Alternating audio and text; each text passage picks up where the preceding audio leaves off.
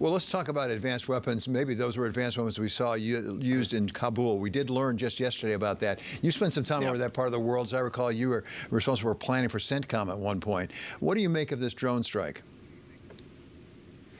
Well, militarily, I think it was executed flawlessly, both in the intelligence preparation of the target and the targeting and execution of the drone strike. I looked very hard, and I just can't see anything that went wrong. In fact, I think the Biden administration deserves a lot of credit, the DOD and CIA in particular, for an absolutely flawless mission.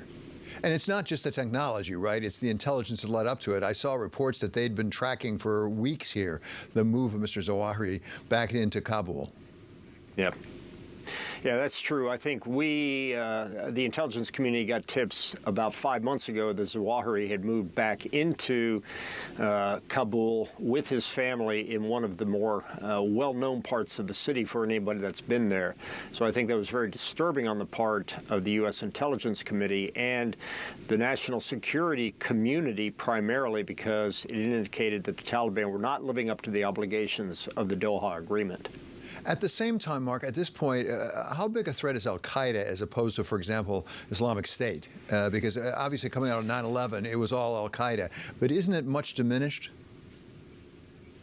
Well, it certainly is diminished, but it still does have capability. And the most important issue of what happened in the last few days is the fact that Zawahiri was certainly no bin Laden, but bin Laden was the military chief of al-Qaeda, and Zawahiri has been for years and years sort of the spiritual and strategic head of al-Qaeda. So he has kept the organization together for the past 10 years, primarily through his speeches, through his exhortations, and through his connectivity with other al-Qaeda affiliates around the world.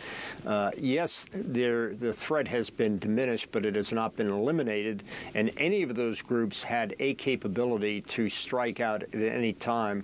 So I would suspect that even though this will not make a significant effect in the long run, it could inspire some near-term attacks in Europe, say, or even in the United States by one of these groups trying to demonstrate the relevancy, continued relevancy of al-Qaeda. What does it tell us, if anything, about our capability of those so-called over-the-horizon attacks, not just in Afghanistan? There are a lot of places around the world with people who don't like us. Yeah, first of all, I think we better not take the lesson away from this that we can conduct routine counter-terrorist operations over the horizon.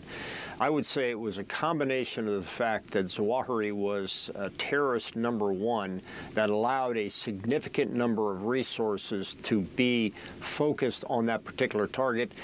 And the case that we just kind of got lucky with some intelligence, probably provided from the inside, that let us attack Zawahiri. I don't think we can count on this on a routine basis, primarily because over the horizon means we're going to be operating in countries where we don't have much intelligence on the ground and no friendly partner on the ground to help us.